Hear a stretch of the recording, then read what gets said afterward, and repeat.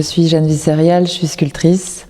Mon rapport à la représentation, on va dire, artistique du corps, elle est venue assez tardivement. J'ai un père qui était ostéopathe, donc j'ai vu beaucoup de planches d'anatomie, plutôt aussi liées aux énergies, donc avec les méridiens, donc des représentations du corps qui pouvaient varier. Et puis j'ai aussi grandi proche du spectacle vivant, notamment d'un cirque, où j'ai vu en fait des gens que je connaissais dans la vraie vie devenir des personnages. Et donc il y avait ce rapport-là entre quelque chose de très anatomique, le corps, et quelque chose de lié plutôt aux individus qui deviennent en fait des personnages qui font partie d'une dramaturgie. Et c'est des choses qui sont présentes dans mon travail, ce rapport entre des pièces qui sont figées, mais qui deviennent aussi des personnages et qui font partie d'une narration. L'idée qu'en fait le vêtement permet d'incarner ou désincarner des choses, je trouve ça assez fascinant. C'est aussi quelque chose de tellement universel, c'est la première chose qu'on fait tous et toutes chaque matin, on s'habille. Donc il y a quelque chose aussi de très intime et en même temps de très public. Et c'est ça qui me fascine avec ce médium qu'est le vêtement et qu'est le textile à l'origine. Et ça a toujours été là. J'ai toujours dessiné des femmes quand j'étais enfant, en imaginant les vêtements, etc. Et c'est quelque chose qui m'a toujours fascinée. Je suis costumière de formation, ensuite j'ai fait un diplôme de designer, donc j'avais vraiment un rapport au corps qui a été celui du costume et du vêtement. Donc mes références pendant longtemps ont été liées à la mode, avec des personnes comme Alaya, comme Fortuny, comme Issey Miyake, comme Olivier Saillard, qui est quelqu'un qui en fait commençait à faire aussi des performances, et puis aussi le travail de Madame Gray, qui était donc pour moi une grande sculptrice qui aurait imaginé pouvoir faire de la sculpture, mais à qui on a plus ou moins dirigé son travail vers la mode, puisque c'était difficile pour une femme d'être sculptrice à cette époque. Et donc c'est vrai que mes références sont plutôt liées au domaine de la biologie, de la représentation du corps, de la mode et de la technique textile. Et c'est par ce travail de la technique qu'est venue mon approche de la sculpture et du milieu de l'art. J'étais étudiante en 2013 quand il y a eu donc l'événement du Rana Plaza et cet effondrement en fait de l'immeuble de la manufacture au Bangladesh, et ça a été une vraie question pour moi en tant qu'étudiante de qu'est-ce que c'est aujourd'hui de produire dans un contexte où c'est quand même en termes de travail, de production, et par ailleurs la deuxième industrie la plus polluante au monde. Donc il y avait déjà une réflexion par rapport à ça. De plus, j'avais lu un manifeste de Lié Delcourt, donc une personnalité assez importante du milieu, et qui disait que la mode était tombée malade. Donc assez instinctivement, j'ai eu envie de créer un espace immatériel, puisque j'étais encore étudiante, qui s'appelle Clinique Vestimentaire, et qui me permettait de réfléchir et de penser EN et AN, le vêtement, un peu de façon différente. Donc il y avait déjà cette envie de réfléchir aux vêtements sans la volonté d'en faire forcément un produit industriel, plutôt le théoriser, la question de la recherche, la question de l'art vivant, et puis aussi cette simple réalité du fait que l'individu avait complètement disparu du processus de création, puisqu'on nous appelle aujourd'hui un consommateur, et que notre corps est finalement plus existant puisqu'on est présent qu'au moment de l'achat en boutique ou sur internet. Et donc assez vite, ça a été des réflexions de conception, et j'ai développé donc cette technique du tricotissage qui copie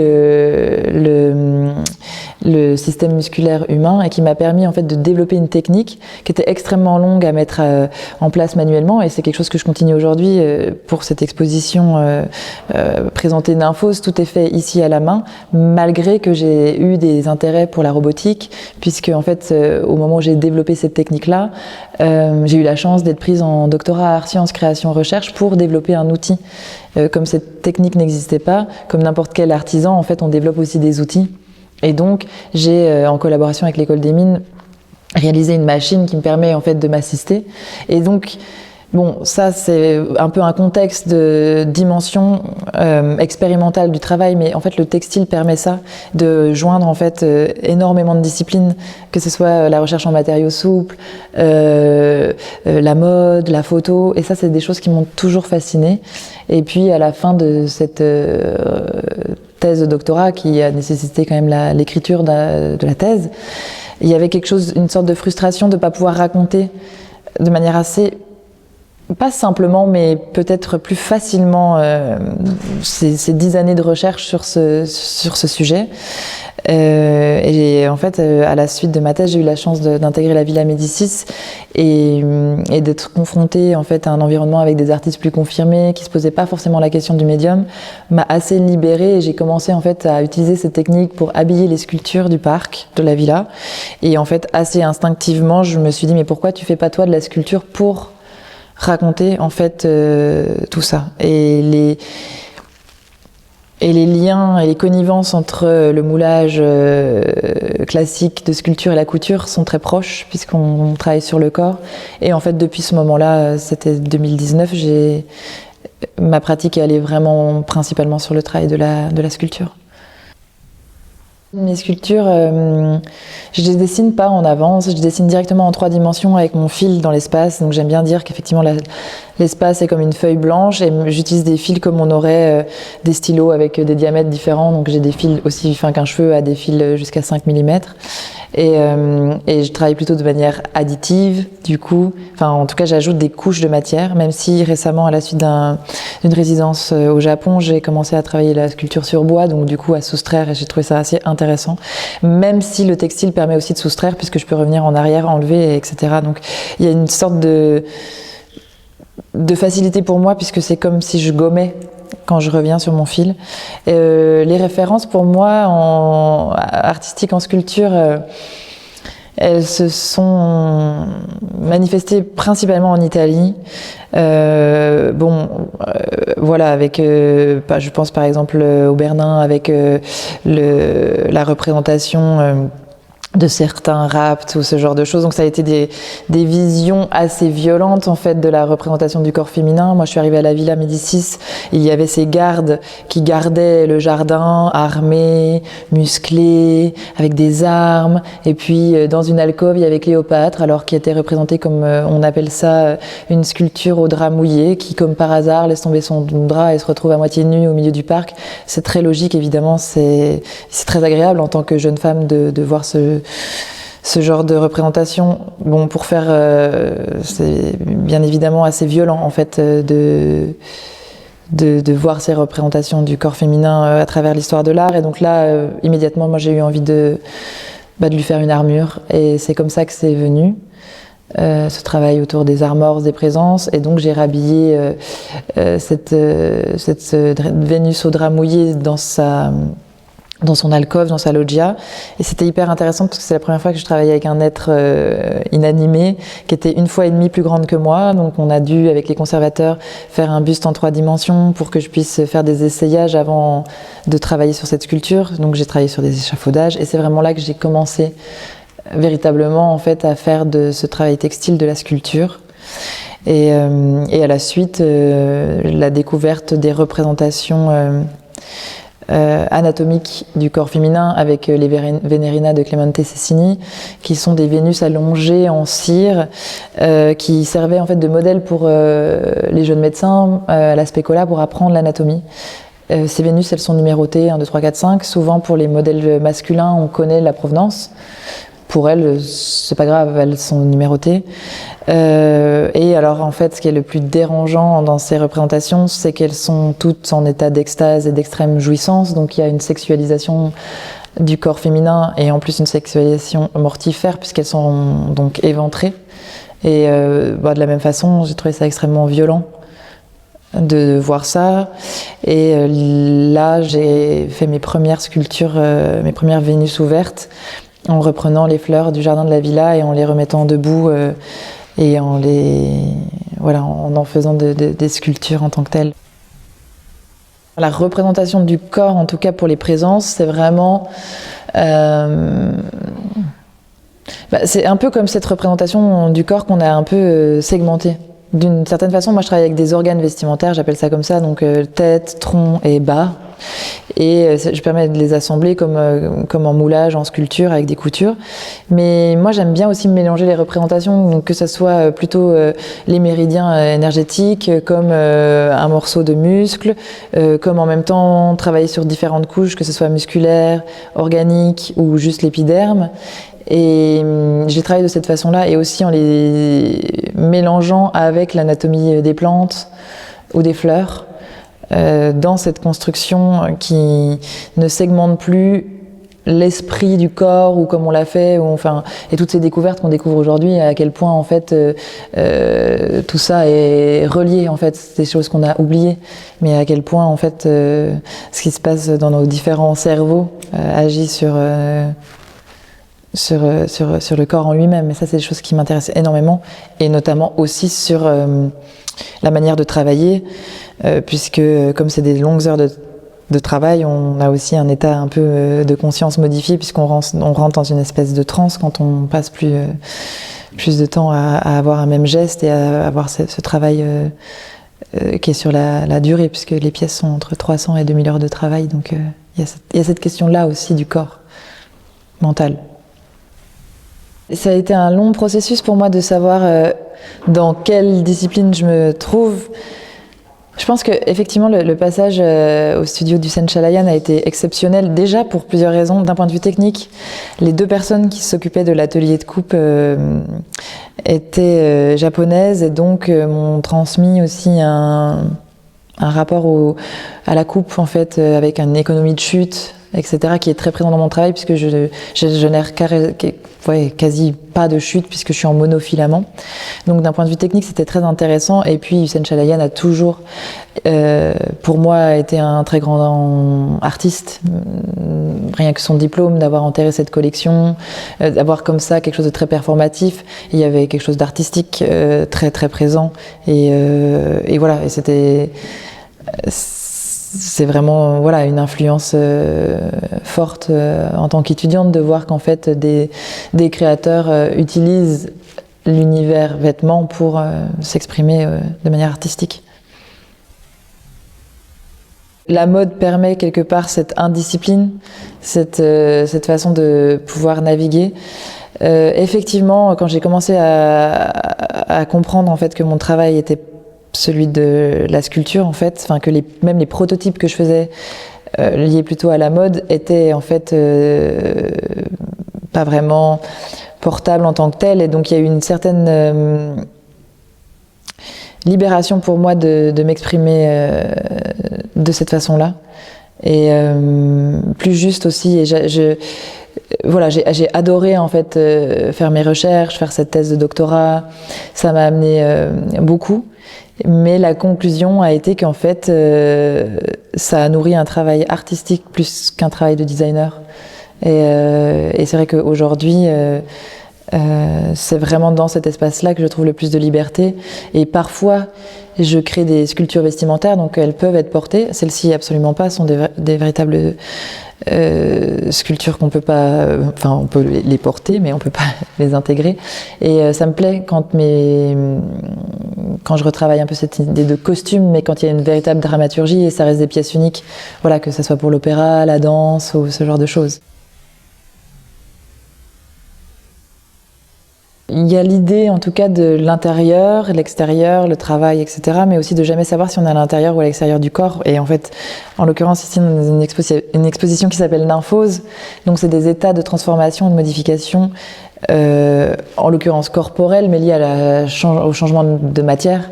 Et donc, notamment, par exemple, des matériaux, avec le travail du métal qui apparaît pour la première fois. Donc, on a vraiment cet aspect rigide qui, en fait, à des moments va couler, puisque les sculptures ont ces mouvements de fils qui vont couler. Cette idée aussi de radiographie intérieure, de sublimer en fait ce qui peut être aussi parfois ce qu'on ne veut pas voir. Et puis effectivement cet état de métamorphose où c'est des corps qui sont hybrides entre des insectes, des fleurs, le rapport évidemment visible à la vulve et au travail autour des sexes votaux et de la représentation du sexe en tant que tel et en tant que métamorphose. Et c'est ces formes-là, en fait, qui organiquement permettre la conception de ces sculptures qui parfois en fait ont un véritable visage qui apparaît et en même temps des formes qui sont entièrement en état de transformation. Et c'est ça qui m'intéressait en tout cas particulièrement pour la réalisation de ces pièces-ci. Cette exposition nymphose, la nymphose c'est un état de transformation dans la métamorphose où la larve elle va faire son cocon, elle devient une sorte d'élément entièrement liquide, elle va construire 6 disques et devenir complètement un autre être, donc avec plus aucune trace du précédent. Et donc ça c'est fascinant pour moi de voir en fait qu'on peut se métamorphoser dans un espace dans une même vie en devenant deux êtres. Et c'est tout ce sujet-là qui compose l'exposition Nymphose. Et puis j'aimais aussi ce rapport à la nymphe qui rappelle aussi des références mythologiques dans mon travail qui me touchent, mais surtout cette idée de transformation et de pouvoir le lire à plusieurs niveaux. Et cette question de filiation. Donc la filiation, avec la gestation, avec les pièces qui sont enceintes, le rapport à la famille, la métagénéalogie, toutes ces questions-là, mais aussi la filiation et la gestation artistique. La filiation et l'inspiration qu'on peut avoir avec des artistes. Je pense notamment évidemment à Pierre Soulages, qui a été une inspiration importante, et la filiation et la transmission des savoir-faire, donc notamment avec cette présente de la Gisante que j'ai réalisée en collaboration avec Hubert Barrère. Et voilà, et ces questions en fait qui se retrouvent à plein d'endroits et de la même façon. Les pièces sont suffisamment longues à réaliser pour que, évidemment, je travaille aussi avec mon équipe et donc la transmission des savoir-faire que je transmets moi aussi. Une métamorphose, on ne va pas l'avoir d'un seul coup et c'est ça qui est beau. J'adore jardiner, j'adore voir en fait les choses pousser et c'est trop beau de revenir le lendemain et de voir que il y a eu une petite transformation.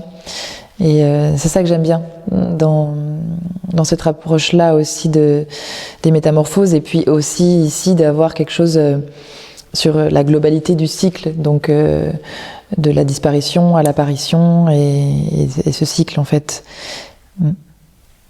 Bon, on parle beaucoup de la représentation du sexe féminin, mais les présences en fait c'est des présences, donc déjà c'est pas forcément genré.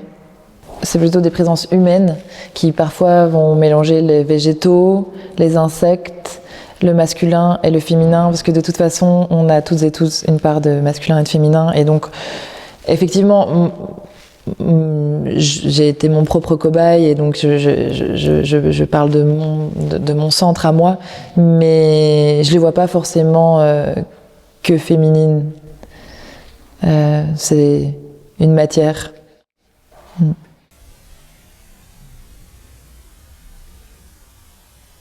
Dans la nymphose, donc il y a ces étapes de disques et c'est quelque chose que je reprends puisque moi je travaille principalement avec beaucoup de modules qui sont circulaires. Donc les présences sont souvent composées elles aussi de disques. Et de la même façon, la première chose que je fais pour réaliser une sculpture à l'aide de l'atelier, c'est de faire comme un cocon avec un mannequin de couture et de venir encorder avec un seul fil un mannequin pour commencer la sculpture. Donc de manière très technique, il y a des jeux très semblables à cette étape de nymphose. La matière pour moi est l'endroit où je peux me renouveler. En tout cas, bon, il y a quand même toujours cette présence du fil. Je travaille avec aucun autre matériau que la corde, le fil. Généralement monochrome, principalement noir, parfois blanc. Et puis récemment, pour la première fois, le travail du métal qui apparaît ici dans Nymphose. Alors pour moi, c'était assez évident, en plus revenant du Japon où le métal est associé au fer et donc à la dimension qui représente aussi le sang. Et le sang, dans la question du corps féminin, est quelque chose qui est souvent caché, qu'on peut juger de sale, qui n'est pas mis en avant. Peut-être que ce serait différent si les hommes avaient un cycle comme le nôtre. Peut-être qu'on mettrait en avant ce sang. Et donc c'est toutes ces questions autour de la question du fer aussi qui m'intéressent dans cette représentation. Et voilà, encore une fois, de montrer ce qu'on cache et d'en être fier. La couleur ou la brillance va apparaître par d'autres matériaux. Donc au tout début, effectivement, avec les fleurs juste coupées, donc encore vivantes, les fleurs séchées. Et je trouve que la palette naturelle est déjà exceptionnelle, et c'est pour ça que je travaille avec des fleurs, parce que voilà, j'ai pas la prétention enfin, c'est pas quelque chose que je manipule. Si je dois associer des couleurs artificielles, c'est quelque chose que j'arrive pas. Vraiment, c'est quelque chose avec lequel je suis absolument pas douée. Et donc, ça a été assez fascinant et génial de pouvoir travailler avec les fleurs telles qu'elles existent et telles qu'elles amènent la couleur. Et c'est de cette façon-là que la couleur est un peu apparue dans mon travail. Et sinon, elle apparaît aussi, du coup, avec les matériaux. Donc là, typiquement avec le cuivre et les tons, avec la broderie, puisque j'ai eu la chance de collaborer avec Hubert Barrère qui dirige la maison Le Sage, donc avec le travail de broderie, et avec la lumière, puisque j'ai eu la chance de faire un duo posthume avec le travail des Outres Noirs de Pierre Soulages, et donc de travailler ce rapport à la lumière, à la réflexion et à comment on peut amener par la matière des nuances. Je pense que je suis très heureuse que la sculpture soit apparue de cette façon-là dans mon travail, parce qu'elle est venue de manière... En fait, elle est venue par le faire, par la pratique, et pour ça, je ne changerais pas de parcours, je crois.